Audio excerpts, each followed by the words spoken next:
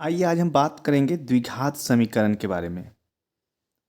द्विघात समीकरण जिसे इंग्लिश में क्वाड्रेटिक इक्वेशन बोलते हैं, और शून्यक एक वर्ड है जो कि द्विघात समीकरण के लिए निकाला जाता है। इसको इंग्लिश में जीरोज बोलते हैं। विवेचक भी एक वर्ड है जिसको डिस्क्रिमिनांट बोलते हैं। यह सब द्विघात समीकरण में ही निकाला जाता है और द्विघात समीकरण को क्वाड्रेटिक इक्वेशन बोलते हैं। तो यहाँ हमने एक क्वाड्रेटिक इक्वेशन लिया, एक द्विघात समीकरण लिया, X square plus X minus 12 equal to 0। अब इसको सॉल्व करने का दो तरीका एक साथ हम दिखाएंगे, ताकि अगर आप जानते हैं तो इसके कंपैरिजन को समझिए कि कौन आसान है कौन हार्ड है, और अगर दोनों आसान लगे तो बेस्ट है। देखिए यहाँ पर एक्स स्क्वायर है, एक्स माइनस 12 द्विघात समीकरण। सबसे पहले एक लाइन यहाँ गौर करने वाली बात है, जिस समीकरण का अधिकतम पावर 2 होता है उसे द्विघात समीकरण कहते हैं। तो यह अपने आप में द्विघात समीकरण है क्योंकि x का अधिकतम पावर यहाँ पर 2 है। अब यह द्विघात समीकरण है तो इसके पास x का वह वैल्यू हमको पता करना है जिसको x की जगह पे अगर डाल दिया जाए तो यह 0 बराबर 0 हो जाए। तो उसी को क्या बोलते हैं? शून्यक बोलते हैं। x का वैसा मान जिसको समीकरण में डाला जाता है और वह क्या दे देता है? शून्य वैल्यू दे देता है, तो उसी को शून्यक बोलते हैं। शून्यक को जीरोज भी बोलते हैं, मूल भी बोलते हैं, अल्फा बीटा से सूचित करते हैं, या और भी चीज़ से सूचित कर सकते हैं। यहाँ देखें, जैसा इक्वेशन लिखा हुआ है समीकरण, इसको पहला तरीका यह है, दूसरा तरीका यहाँ पे। यहाँ जो सॉल्व किया गया X square plus X minus 12 equal to 0, X square है माइनस 12 है, सेम उतार देंगे, और माइनस 12 जो आया इसको ध्यान रखना है कि यह माइनस 12 है। माइनस 12 लाने के लिए ऐसा दो अंक चुनिए जिसको आपस में गुना करने पर माइनस 12 आता है, तो वह अंक है 4 और -3। बस ये 4 और -3 आए, एक्स लगाकर एडजस्ट करते हुए लिखिए 4x माइनस 3x। सही में 4x में से 3x जाएगा, x आएगा, और इस तरह से यह दूसरा लाइन लिख पाते हैं हम।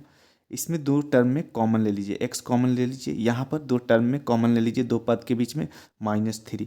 यह ब्रैकेट सेम होगा, यह अपने आप में x+4 इन दोनों के बदले में लिख दिए, यहाँ बचा x, यह वाला -3 ऐसे लिख दिए।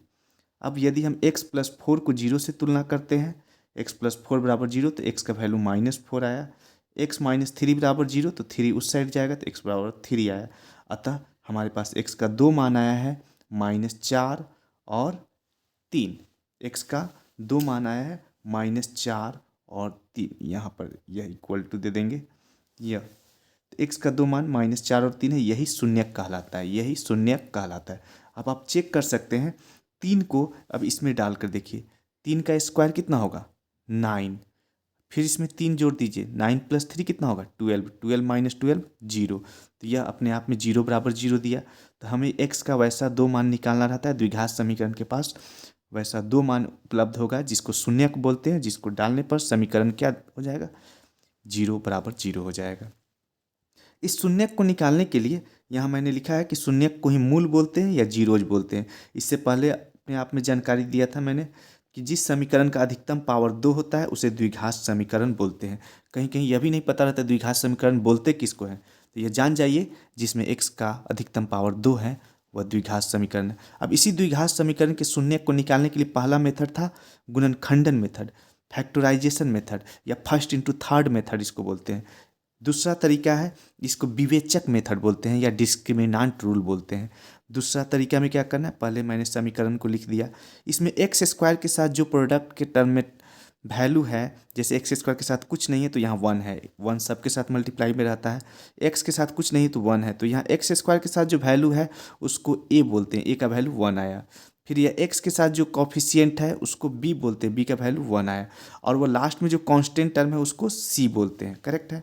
यहाँ पर ए बी सी निकालना बहुत आसान। एक्स स्क्वायर का कॉफिशियंट यानी एक्स स्क्वायर के साथ जो गुना है वह ए कहलाया, एक्स का कॉफिशियंट बी कहलाया, यहाँ पर कांस्टेंट जो है वह सी कहलाया। ए बी सी सबसे पहले निकाल लेना है, इसके बाद डी निकालना है। डी को ही विवेचक बोलते हैं जिसको डिस्क्रिमिनांट बोलते हैं। डी का वैल्यू अगर 0 से बड़ा आया तो आप दो ठो शून्यक निकाल सकते हैं। जैसे डी का हम यहाँ निकाल रहे हैं b² - 4ac। बी आपको पता है, बी इससे एक्स का कॉफिशियंट बी कहलाता है, एक्स का जो कॉफिशियंट है इसके साथ कुछ नहीं तो 1 है गुना में, तो वही b² हो गया -4 ए और ए की जगह पर यह लिए, सी की जगह पर -12 लिए, गुना किए 49 हो गया। अब शून्य अर्थात मूल बराबर फार्मूला होता है -b + -d/2a। आपको इस फार्मूला को याद रखना है। एक फार्मूला यह है, पहले डी निकालने के लिए ए बी सी तो समीकरण देख के निकल जाएगा, डी निकालना बस याद रखना है। थोड़ा सा उसके आगे मूल बराबर या शून्य के बराबर यह फार्मूला याद रखना है। इसमें डाल दीजिए, बी के सामने जो वैल्यू आया है वह डाल दीजिए, डी के सामने जो आया वह डाल दीजिए। आप सॉल्व कीजिएगा तो ऐसे सॉल्व करते हुए आपके पास वैल्यू आ जाएगा 3 और -4, अतः शून्य किया हो गया। तो यह था आपका द्विघात समीकरण का शून्यक निकालने का, उसका जीरोज निकालने का, उसका मूल निकालने का 2 तरीका। पहला तरीका गुणनखंड मेथड, दूसरा विवेचक मेथड या डिस्क्रिमिनेंट रूल। चलिए वीडियो को गौर से देखिए, स्किप नहीं करेंगे, अच्छा लगेगा, कंसेप्ट समझ में आएगा। यह 8, 9, 10th वाले लोग के एग्जाम को लेकर स्पेशली बनाया गया है। आप और भी लोग देख सकते हैं, अच्छा लगेगा। Thank you.